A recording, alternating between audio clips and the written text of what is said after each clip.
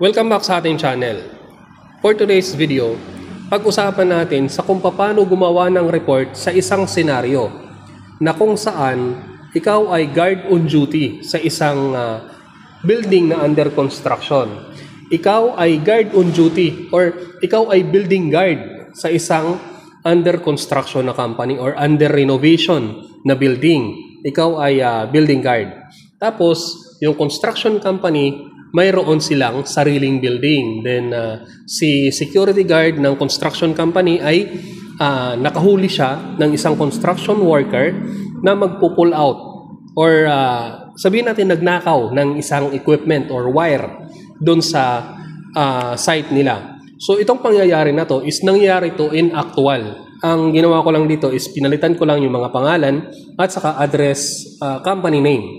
So, ito ay talagang nangyari kahapon. Mayroong construction worker na nag-pull out ng wire, nahuli ng guard ng construction.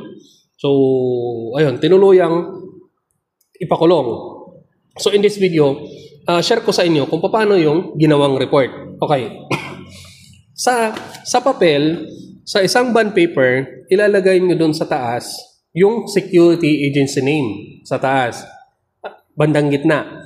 At sa ilalim nun, ilalagay nyo yung pangalan ng detachment, tapos yung address. Halimbawa, ang detachment nyo is sabihin natin na Senate ba yan or kung anong building at saka anong address yan, anong company yan. So, ilalagay mo yan dyan. Tapos, lagay mo na yung pangalan sa kung kanino mo isasubmit ang report. So, kung ikaw ay may OIC, ang ilalagay mo dyan, kung ikaw ay may OIC is for OIC, yung pangalan niya.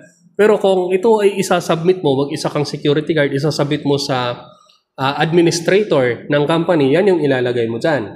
Tapos ilagay mo yung from, ilagay mo yung pangalan mo, tapos ilagay mo kung saan yung post mo. Okay. Tapos sa subject, ilagay mo incident report, tapos confiscated used electrical wires during bug inspection. Tapos ilagay mo yung date.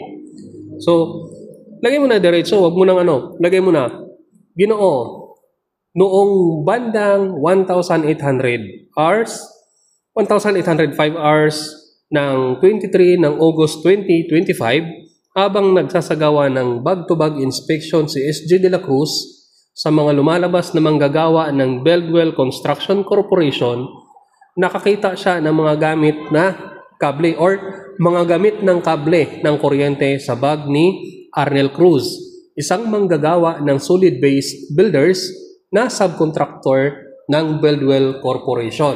So ayan, nakalagay yung date at saka yung time ng pangyayari. Ito nga pala, ang masaklap kasi dito, halimbawa may kapalitan ka.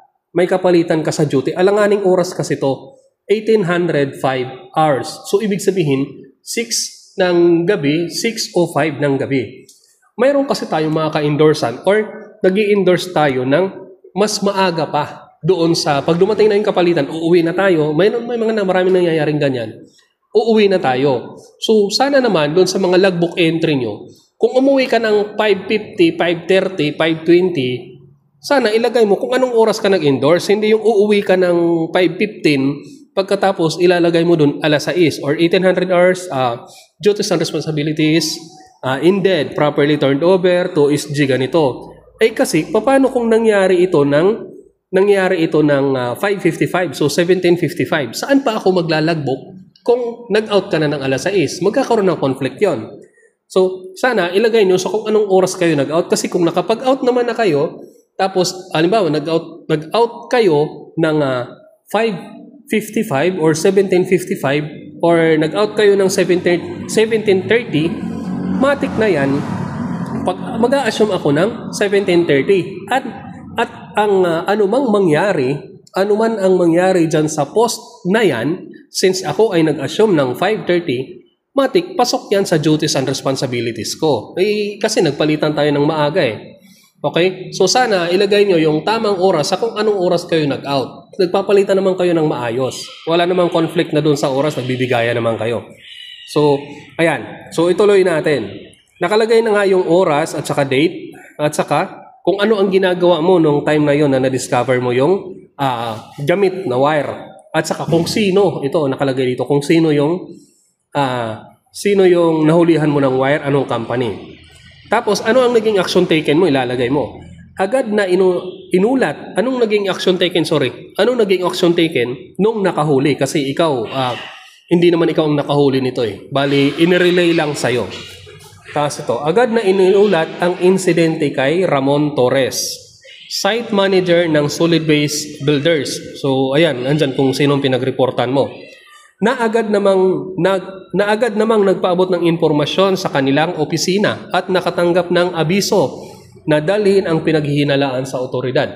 So, ito yung kasi ang magfa-file nito is yung company na nila or yung boss na ng Solid Base Builders na ang magpa-file ng case against dito kay Arnel Cruz. Ayun ang na ipakulong yung tao. Sila ang nagsasabi na dalhin sa otoridad, dalhin sa pulis.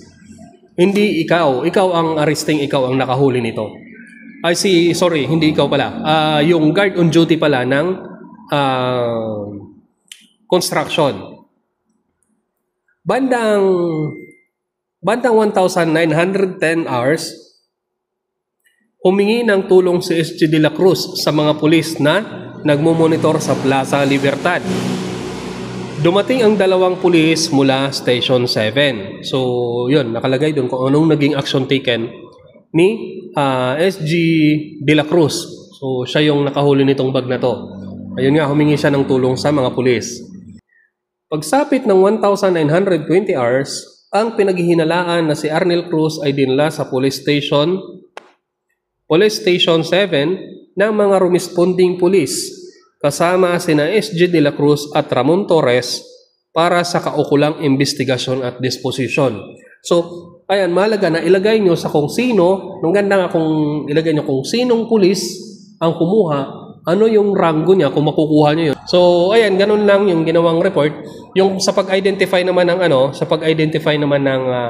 kung gaano kahaba, kung anong klaseng wire, sila na yan. Sila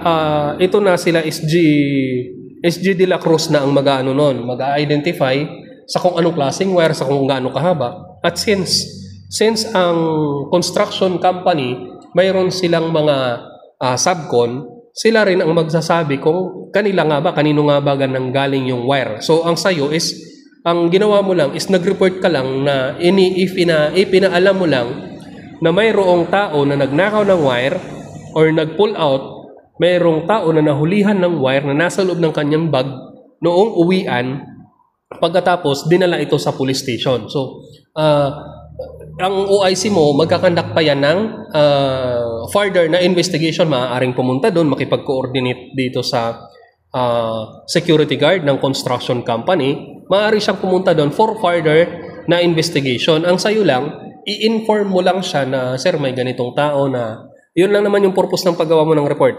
Para ma-inform siya na, sir, mayroong taong hinuli kasi may nakitang wire sa bag niya. So at least mayroon kang paunang impormasyon. Trabaho na ni OIC yun na mag-imbestiga. So bahala siya kung pupunta siya doon sa site. Or kung ipapasa mo man to sa admin, si admin na rin magkakandak ng investigation yan. Kung Ang mangyayari naman kasi dito is, ang may responsibilidad dito sa pangyayaring to is yung construction company. Hindi ikaw. I-inform mo lang na may ganong pangyayari. So, ayan, hanggang dun lang. Sana nakapulutan ng aral. Kung may katanungan kayo, maaari kayo magtanong. Wag lang mathematics. Thank you.